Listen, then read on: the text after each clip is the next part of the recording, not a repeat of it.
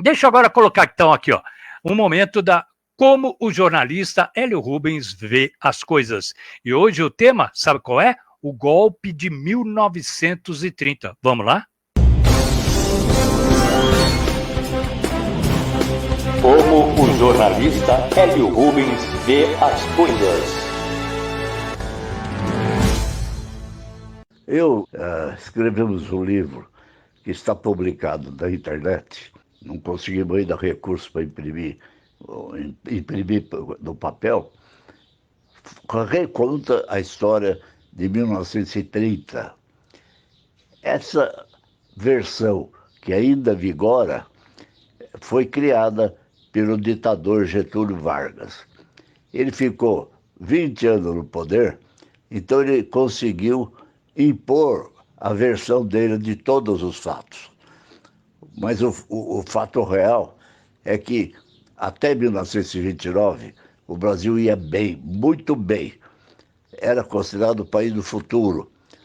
A administração pública era decente, não tinha falcatrua, não tinha desonestidade, e o presidente de então, Washington Luiz, era um homem brilhante, sério, decente, correto, e foi governador de São Paulo e conseguiu a façanha de impor o candidato que o povo queria para sua sucessão, que era o Júlio Prestes de Albuquerque.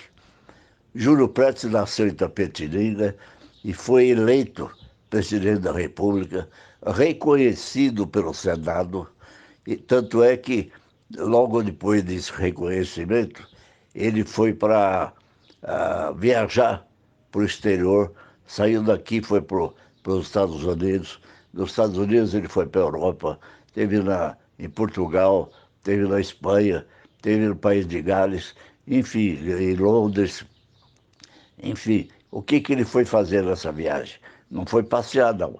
Ele foi para buscar investimentos no Brasil, o que não era difícil na época, porque o mundo tinha acabado de sair da crise de Nova York de 1929 e estava prestes realmente a aceitar um novo Estados Unidos. Os industriais, os investidores estavam dispostos a isso e prometeram isso. Só que Júlio Prestes não conseguiu terminar a viagem dele. Foi vítima, todos nós fomos vítimas, de um golpe de Estado perpetrado pelo Getúlio Vargas e que deixou o Brasil de situação de país do futuro para país do passado. Por quê? Porque foi a volta a presença da presidente da República permitiu que houvesse a volta do populismo que está aí até hoje, e que divide o mundo entre líderes e não líderes, entre mitos e não mitos. Não existe processo democrático real, porque se existisse, não estaríamos mais ainda na fase da polarização. O Brasil já teria progredido muito mais, talvez até com um parlamentarismo, como ocorre nos países europeus.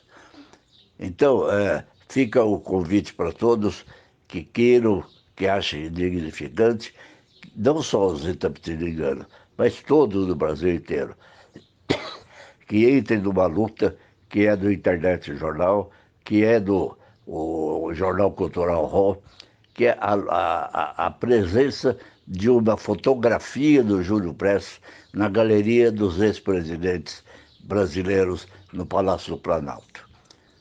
Muitos já lutamos em cima disso, muitos foram os políticos que prometeram agir, mas não conseguiram. Enfim, é o que falta para que a nova verdade, que é aquela verdade que nós contamos no livro, seja reconhecida pelos historiadores, e não a versão getulista que está vigorando. Eu acho que é uma luta pela democracia no Brasil e não por Itapetininga, nem apenas pelo Júlio Prestes. É a democracia que está em jogo. Como o jornalista Hélio Rubens vê as coisas.